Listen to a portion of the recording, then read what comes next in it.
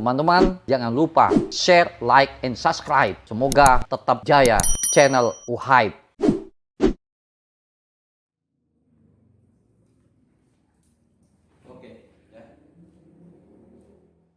Assalamualaikum warahmatullahi wabarakatuh.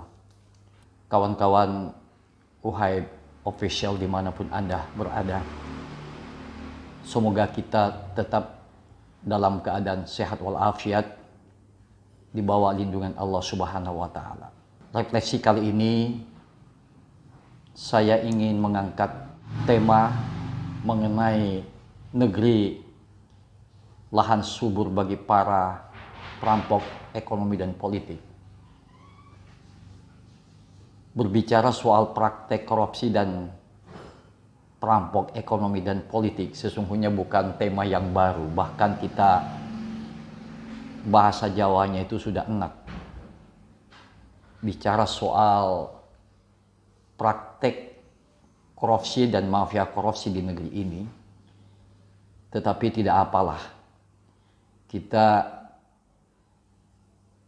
tidak bosan-bosan menarasikan bahwa inilah negara yang tersandra dalam cengkraman korupsi yang dilakukan oleh orang yang memiliki kekuasaan, baik itu kekuasaan politik maupun ekonomi, dan ada struktur kesempatan untuk terjadinya praktek haram dan praktek gelap itu.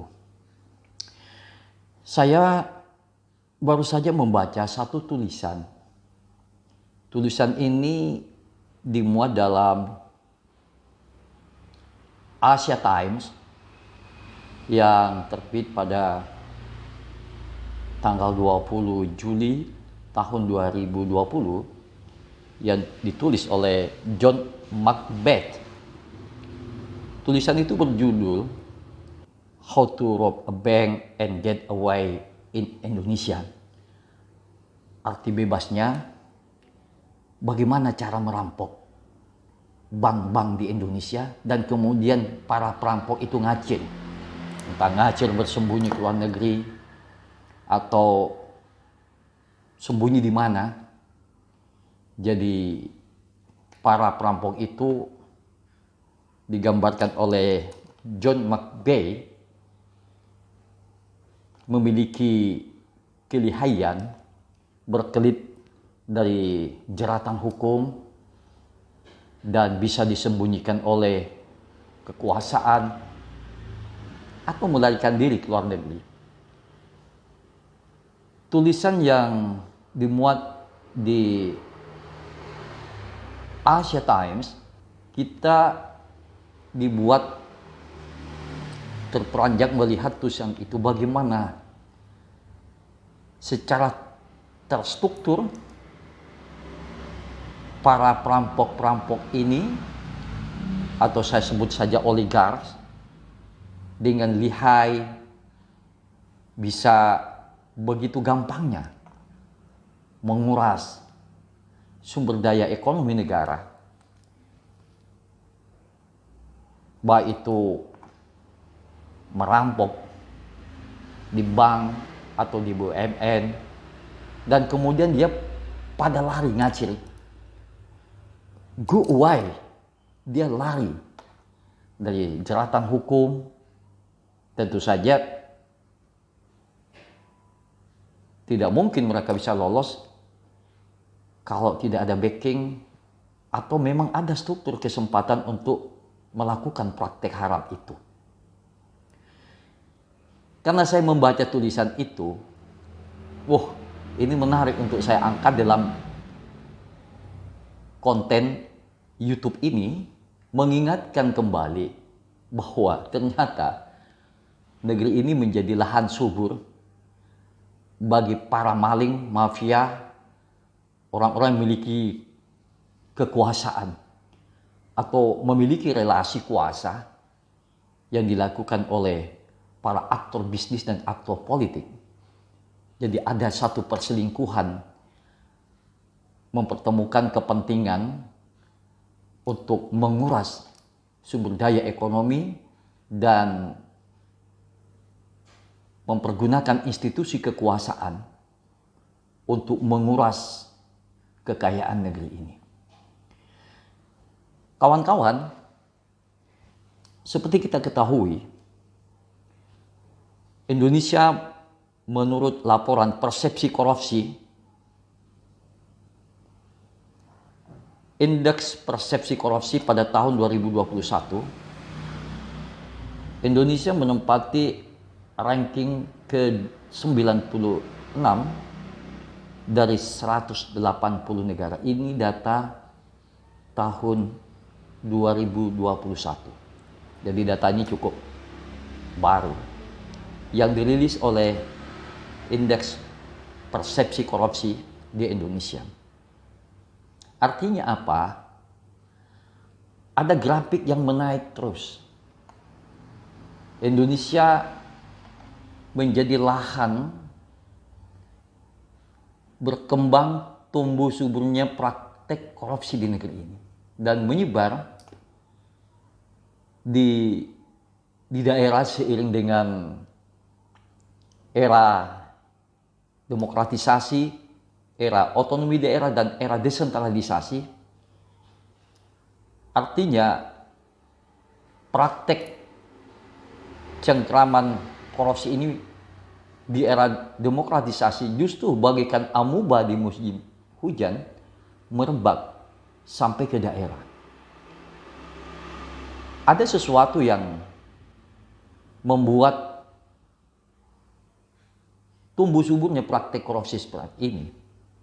Ya, saya melihat ini tidak lepas dari konstruksi sistem politik kita, kekuasaan politik kita yang ada pasca Orde Baru semakin menguatkan orang-orang yang bermental korup, apakah itu dari kelompok bisnis maupun elit politik.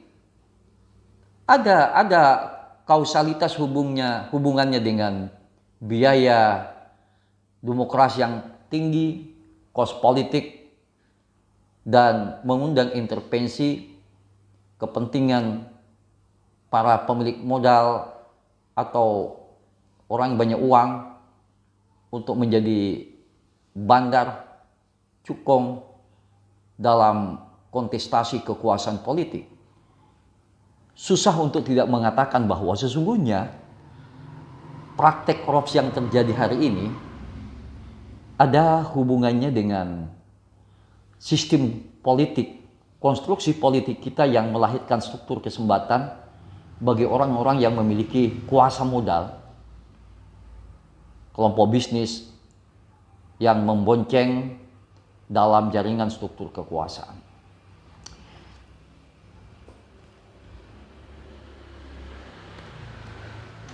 Sahabat Uhaib, dimanapun Anda berada, negeri ini menjadi lahan subur bagi para perampok dan mafia. Celakanya, yang paling berbahaya adalah namanya korupsi politik, political corruption, atau korupsi kebijakan. Dan ini yang terjadi hari ini di Indonesia, korupsi kebijakan, korupsi politik. Tentu saja korupsi kebijakan ini, korupsi politik ini, itu tidak bisa dilakukan oleh seseorang atau secara personal, tetapi melibatkan jaringan atau kelompok dalam sebuah lingkaran kekuasaan politik dan ekonomi. Misalnya seorang kepala daerah menyalahgunakan kekuasaan, menjual pengaruh, posisi, dan jabatan, trading influence,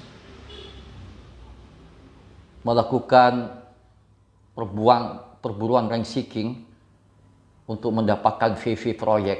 Ini namanya korupsi kebijakan, korupsi politik, atau populer kita sebut korupsi berjamaah. apa yang kita pahami, apa yang kita bisa maknai dari perilaku seperti ini?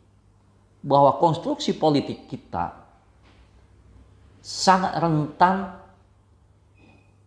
terjadinya struktur praktik korupsi di tengah isu demokrasi yang hiruk pikuk dan biaya politik demokrasi yang mahal, tentu saja mengundang para kelompok bisnis atau pemilik modal untuk menjadi penumpang gelap atau cukong yang membiayai calon kepala daerah.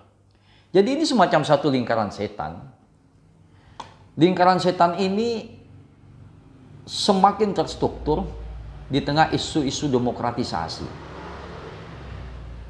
Dan apa yang kita lihat hari ini, negara ini sudah sepertinya kewalahan, sudah kehilangan kompetensi, sudah kehilangan trust di mata publik.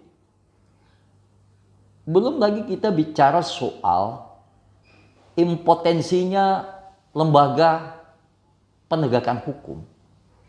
Karena institusi penegakan hukum ini sudah menjadi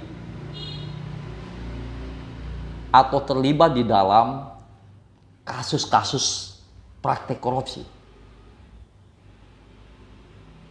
Yang terjadi seperti sekarang ini, bagaimana institusi kepolisian digunakan oleh oknum polisi. Saya masih memiliki patsun menggunakan oknum. Dirusak oleh segelintir orang menggunakan institusi kepolisian untuk melakukan praktek kejahatan, mafia korupsi, judi, menjadi praktek perdagangan sabu-sabu. Apa yang terjadi yang kita baca, lihat setiap hari di media. Bicara penegakan hukum, rasanya kita sudah kehilangan keadilan di negeri ini. Betul apa dikatakan Profesor Jeffrey Winters, Indonesia it is okay sebagai negara demokrasi, tapi tidak ada hukum di negeri ini. Bahkan hukum sudah menjadi instrumen persekongkolan kepentingan hukum, tidak bisa lagi diharap menegakkan keadilan. Hukum bisa menjadi alat permainan dari kekuasaan dan tumpul di atas tajam ke bawah. Hukum bisa bicara bagi rakyat kecil, tetapi bagi para maling perampok, merampok uang negara, seperti ditulis oleh John Macbeth yang berjudul How to Rob a Bank and Go Away in Indonesia. Nah, di situ secara jelas tulisan Macbeth ini bercerita bagaimana secara terstruktur melibatkan jaringan merampok bank dan merugikan negara, kasus-kasus yang belum tertangani. Ditambah lagi institusi penegakan hukum, misalnya kejaksaan, kehakiman, lembaga-lembaga penegakan hukum mengalami impotensi karena adanya satu politik transaksional. Inilah yang disebut negara dalam keadaan darurat dari segi hukum. Ya, seperti saya katakan dari awal bahwa political corruption itulah yang menjerat sejumlah kepala daerah, sejumlah anggota legislatif melakukan praktek korupsi. Karena konstruksi politik kita arsitektur sistem politik kita memberikan struktur kesempatan untuk jalan praktek haram itu. Kasus Hakim Agung yang menjadi satu tontonan yang sangat memprihatinkan. Seorang hakim agung, gaji besar, pengaruh kuat, punya wibawa, punya kekayaan. Masih dia melakukan praktek korupsi. Kasus Freddy Sambo, mantan komandan Propam. Kemudian kasus Teddy Minahasa, seorang Kapolda di Sumatera Barat, kemudian dimutasi ke Jawa Timur menjadi Kapolda. Tidak berapa lama ditangkap karena menjadi bandar daripada jaringan narkoba. Jadi negeri ini betul-betul sudah menjadi sebuah negeri yang sudah sakit.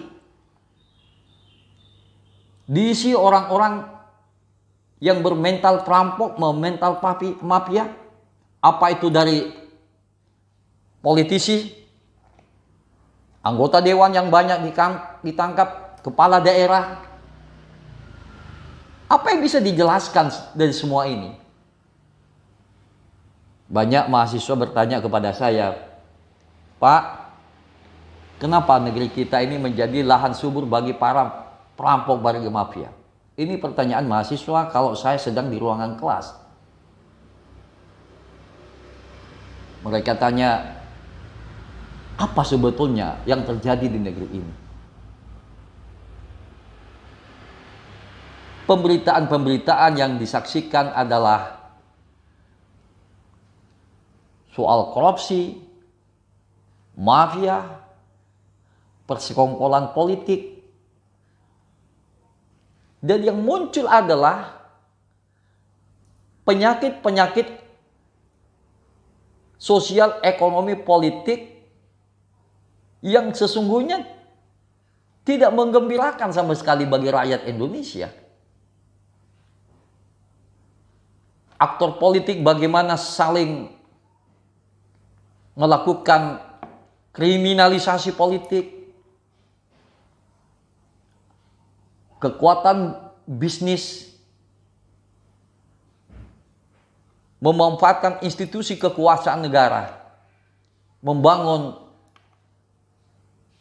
patronase bisnis, dan negara tersandra oleh kekuatan patronase bisnis itu, dan negara menjadi bagian daripada praktek korupsi itu.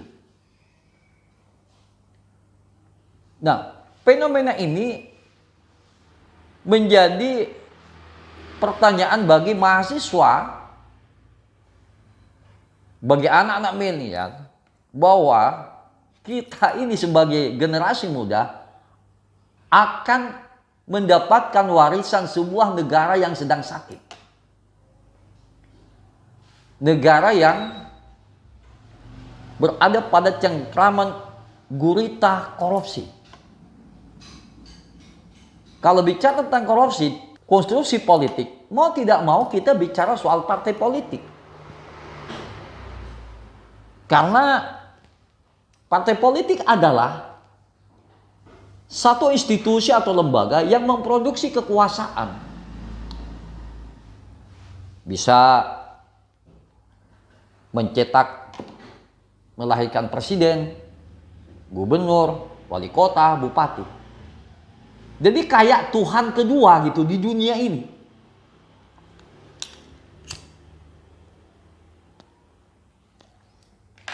Kawan-kawan, UHF Official, ini sebuah realitas.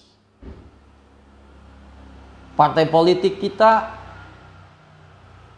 menjadi kartel, menjadi perusahaan. Bagaimana memperlakukan partai politik ini oleh elit politik kayak perusahaan pribadi, kayak kartel. Dan sebagai negara demokrasi, automatically ada namanya partai politik. Beda negara monarki, nggak ada partai politik. Nah, kekuasaan partai politik ini bisa melahirkan pemimpin seperti presiden, kepala daerah. Nah, bagaimana kalau partai politiknya juga terlibat di dalam praktek korupsi? Bukankah di negeri ini banyak ketua-ketua partai politik masuk penjara? Jadi bagian dari perbanditan politik. Padahal partai politik yang memproduksi kekuasaan justru tidak steril, bersih dari praktek-praktek mafia politik. Nah, kawan-kawan wahai ofisial, cerita ini sebetulnya cerita usang dan cerita basi. Tetapi penting kita untuk selalu kita narasikan. Dan kita tidak bosan-bosannya menarasikan refleksi pikiran seperti ini. Karena mau tidak mau, suka atau tidak suka, negeri ini akan diwariskan kepada generasi berikutnya dan meninggalkan satu kekuasaan yang syarat dengan korupsi. Korupsi politik. Korupsi kebijakan.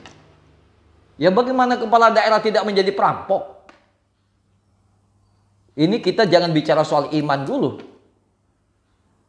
Oh, orang bilang ini karena imannya lemah. Ini bukan soal iman. Ini bukan soal agama. Bukankah banyak juga kepala daerah itu, saya tidak mau menyebut titelnya kiai, masuk penjara.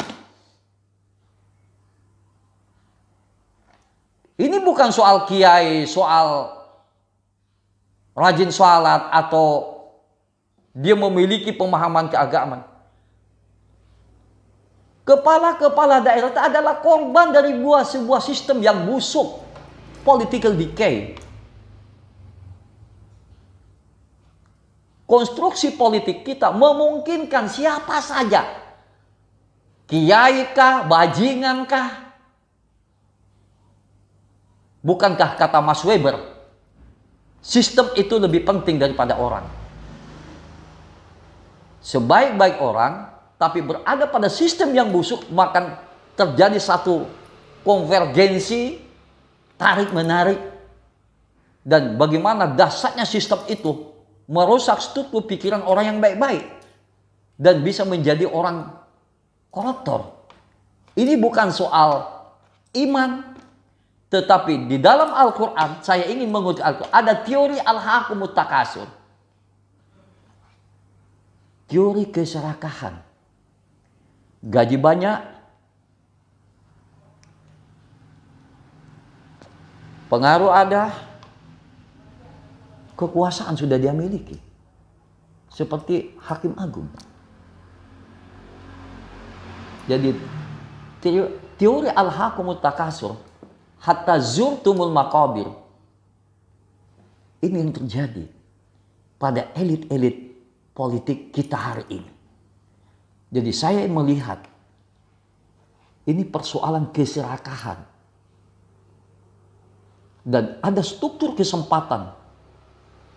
Ada opportunity, window opportunity untuk menggunakan jabatan kekuasaan itu untuk melakukan praktek korupsi kebijakan atau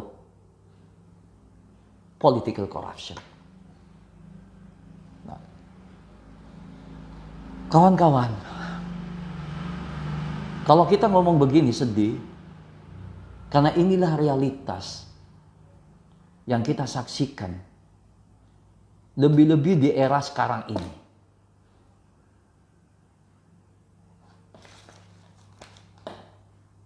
Tahun 2021, Indonesia menempati ranking ke-96 dari 180 negara. Ini data tahun 2021. Begitu gampangnya orang melakukan abuse of power. Pejabat, penguasa daerah. Sekali lagi kawan-kawan, ini ada hubungan erat. Biaya demokrasi, biaya politik di negeri ini. Bayangkan orang yang ingin menjadi kepala daerah harus mengumpulkan uang banyak. Puluhan miliar, ratusan miliar. Bagaimana orang tidak melakukan praktek korupsi, menjual beli jabatan? Menjual jabatan. Praktek rent seeking. Merentalkan jabatan dan kekuasaan kepada para pengusaha, kepada kroni kapitalis, kepada kroni bisnis. Dengan cara melakukan praktek rent seeking atau berburu rente. Kalau negeri ini mau selamat, maka sistem kekuasaan kita, sistem politik kita harus diinstal ulang. Inilah sebuah kegagalan. Sistem presidensial hari ini. Karena kita tidak tahu lagi bagaimana eksekutif, legislatif, yudikatif yang mengadopsi paham res politika dan DPR salah satu fungsinya adalah melakukan controlling terhadap jalannya pemerintahan. Tetapi bagaimana kalau DPR bersekongkol, berkolusi dengan eksekutif dalam pembahasan budgeting negara, APBN, dan sama-sama satu partai. Katakanlah ketua DPR-nya dari partai A, gubernur juga partai sama. Siapa yang dikontrol, siapa yang mengontrol. Ini problem. Ini problem demokrasi kita. Jadi, satu lingkaran setan benang kusut yang sulit untuk diurai. Secara normatif, fungsi DPR itu ada fungsi legislasi, controlling dan budgeting. Siapa yang mau dikontrol? Siapa yang mau ngontrol? Karena semua berada pada sebuah arena kepentingan politik kekuasaan. Seharusnya anggota DPR itu kalau sudah jadi anggota dewan tidak lagi mengusung-usung partai. Wakafkanlah hati dan pikiran untuk kepentingan publik. Tapi kan enggak. Anggota legislatif adalah perpanjangan tangan daripada partai politik. Dengan sistem multi-partai sistem di Indonesia kita ini dan sistem presidensial, saya katakan sistem ini gagal menciptakan satu sistem politik yang lebih demokrasi. Akhirnya banyak orang yang ngomong, bubarkan aja DPR itu. Yang seharusnya lembaga legislatif menjadi kontrol terhadap jalannya pemerintahan. Begitu juga lembaga yudikatif. Bagaimana kalau oknum penegak hukum juga terlibat dalam perbanditan, mafia, praktek korupsi? Nah, kawan-kawan sekalian, ini sebuah problem demokrasi di negeri ini. Yang katanya Indonesia sebagai negara, salah satu negara the most important demokrasi. Tapi prakteknya apa ya benar? Ya, saya menyebut Indonesia demokrasi TikTok. Demokrasi lucu-lucuan aja. Pilkada yang lucu-lucuan. Karena apa? Uang menjadi faktor penting untuk kemenangan seseorang. Jadi lucu banget. Ya bagaimana kita menciptakan demokrasi yang substantif? Yang ada sekedar ritual demokrasi. Formalitas demokrasi. So far kita masih jauh membangun demokrasi yang bermartabat. Yang ada adalah duitokrasi. Duit menjadi penentu. Bukan daulat rakyat. Tidak ada daulat rakyat. Yang ada daulat partai politik. Siapa yang menjadi presiden, siapa yang menjadi kepala daerah, itu partai politik. Ya kalau Anda banyak duit, Anda bisa calon kepala daerah. Kalau Anda nggak punya duit, walaupun Anda punya otak tebal, itu nonsen. Partai politik akan melirik. Yang dilihat oleh partai politik adalah kantong tebal. Ya kantong tebal tentunya ya pada umumnya pengusaha dong. Kayak di Kalimantan Selatan kan rata-rata pengusaha tambang kan. Nah, inilah problem demokrasi kita. Ya terimalah nasib kita sebagai bangsa kalau kita tidak melakukan satu pencerahan, meningkatkan kualitas politik kita. Ya masyarakat melakukan partisipasi politik. Ya sebatas pergi ke TPS menyoblos, itulah partisipasi politik yang kita pahami selama ini. 5 menit di kotak suara, 5 minutes in the box.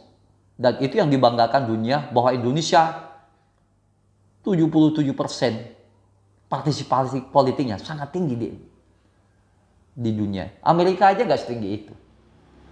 Apalagi Australia. Ya, yang ada the pals of demokrasi. Demokrasi palsu ya. Demokrasi TikTok aja. Karena demokrasi kita ini sudah dikendalikan oleh kekuatan oligarki. Oleh kekuatan pemilik modal. Gak ada lah orang yang jadi bandar itu. Tidak ada makan siang yang gratis. Semua punya kepentingan membiayai calon kepala daerah. Tentunya ada hidden interest. Entah itu kepentingan politik. Entah itu kepentingan bisnis ekonomi. Apalagi daerah yang kaya sumber daya alam. Tambang batubara, kelapa sawit. Dan kita lihat kos politiknya jauh lebih tinggi ketimbang daerah yang tidak memiliki sumber daya alam. Kawan-kawan, wahai official dimanapun Anda berada. Saya suka baca tulisan John Macbeth ini yang ditulis pada tahun 2020. How to rob a bank and go away in Indonesia. Habis merampok, lari ke luar negeri sembunyi. Kayak Harun Masiku sampai sekarang di mana? Dan para maling-maling perampok itu di mana? Banyak yang gentangan di luar negeri. Oleh karena itu, Indonesia ini masih menunjukkan pemimpin yang bisa mendrive negeri yang besar ini. Butuh pemimpin yang memiliki integriti, kapasiti sebuah negara yang besar. Tidak seperti hari ini. Orang berpacu semua bagaimana memanfaatkan kekuasaan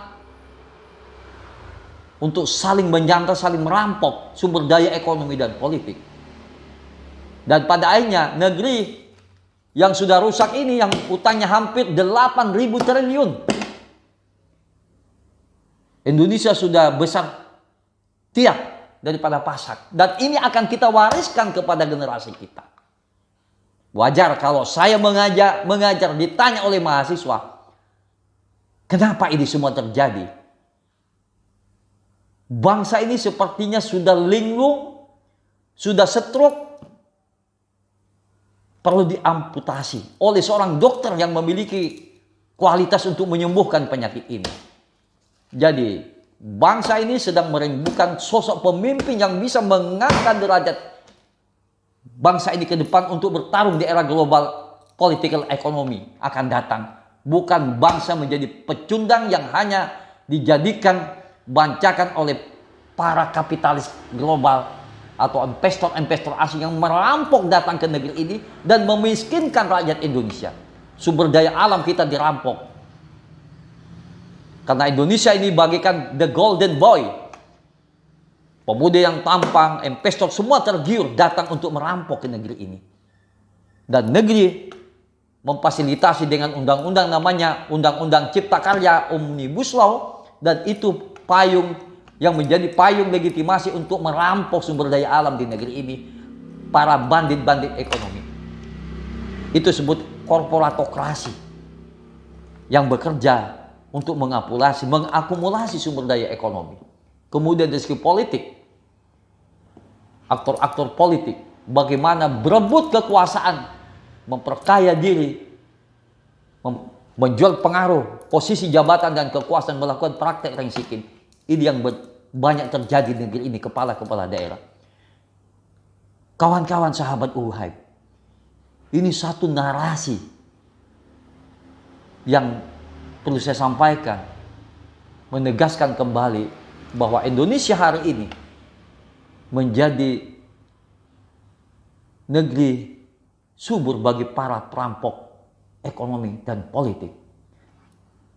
Terjadinya political corruption, korupsi politik dan korupsi kebijakan. Kawan-kawan sahabatku yang saya hormati, yang saya banggakan, dimanapun Anda berada. Ini refleksi yang saya bisa sampaikan.